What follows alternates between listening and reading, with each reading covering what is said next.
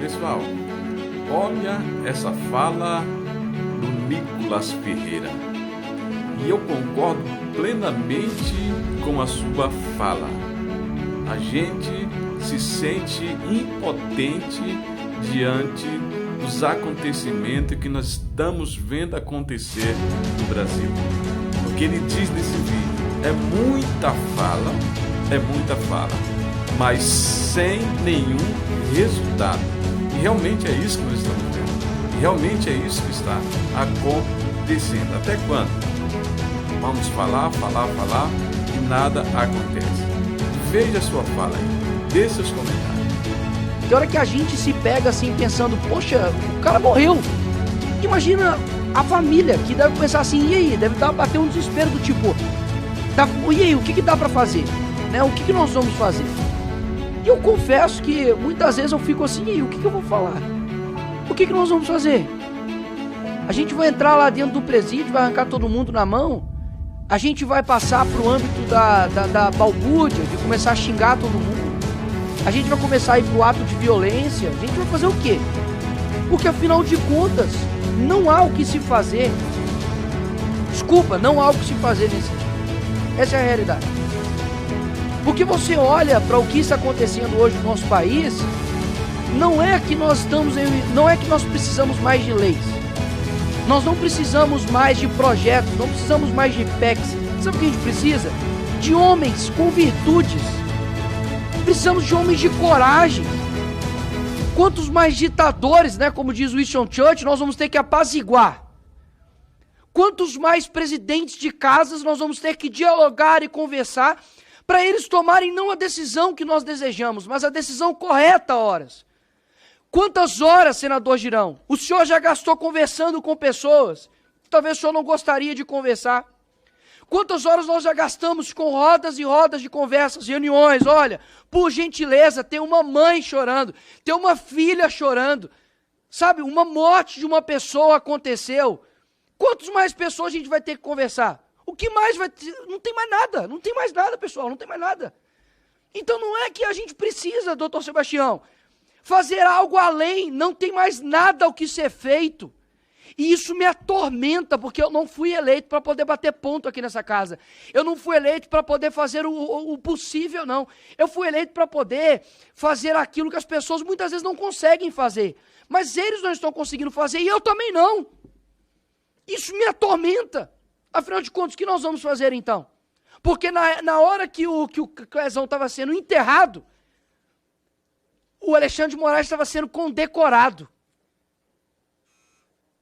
Então, aí eu te pergunto, e aí? O que a gente fala para os advogados que estão aqui? O que a gente fala para essa família que está aqui?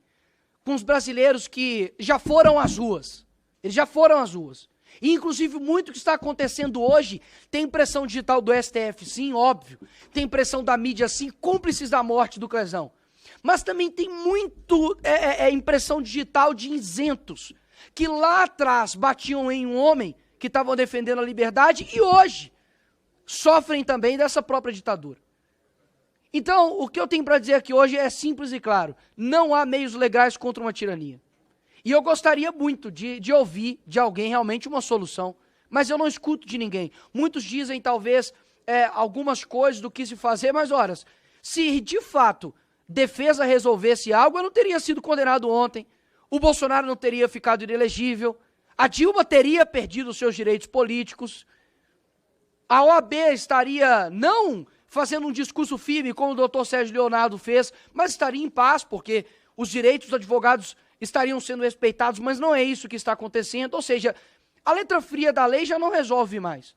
Então, de fato, eu não quero que, e eu espero que a Constituição me respeite aqui neste momento, né, da minha imunidade parlamentar, mas eu vou dizer algo aqui, de fato, que é a realidade.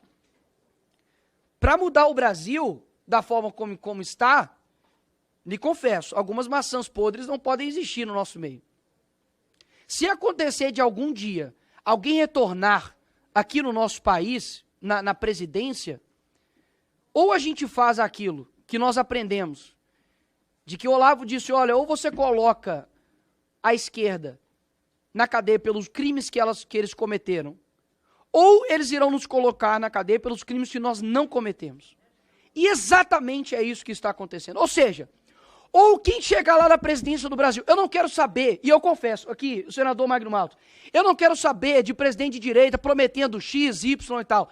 Eu quero um presidente que realmente faça justiça nesse país e que não somente persiga por perseguir. Mas eu quero um presidente que tenha coragem de fazer aquilo que o Lula está fazendo, de que o Dino está fazendo, de que esses canalhas de ministro do STF, como Alexandre de Moraes está fazendo, que é perseguir pessoas de bem.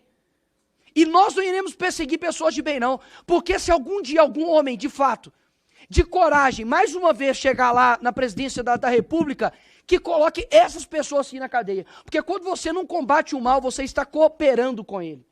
Chega de diálogo com quem é negligente com morte de pessoas de bem. O Crezão estava trabalhando, foi para uma manifestação e foi morto por negligência de um ministro. Não tem diálogo com essas pessoas. Não estou pedindo para poder matar opositores. Estou pedindo para poder fazer justiça com quem está fazendo injustiça. Porque justiça fora de tempo é injustiça. E é exatamente isso que aconteceu com a família do Crezão. Então, o que está faltando aqui nesse país não é mais aplicação de lei. O que está faltando nesse país aqui não é mais leis e nem mais PECs e nem mais nada. É homens de coragem. E pode ter certeza que a população brasileira está cansada de gente que fala e não cumpre. Enquanto nós temos, por exemplo, o Bukele, lá no El Salvador, e é lógico, devido às proporções, Salvador é desse tamanho aqui, mas em poucos anos ele mudou a história de El Salvador. Colocou homicídio a quase zero. Enfrentou a organização criminosa, fez a maior prisão de segurança máxima da América Latina. Muitas vezes nós olhamos para o Brasil e vemos que nós não temos condições de fazer nada.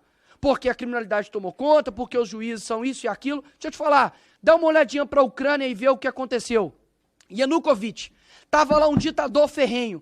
A população lá ficou quase que 60 ou 70 dias na rua, tomando tiro da polícia de Yanukovych. Tomando tiro.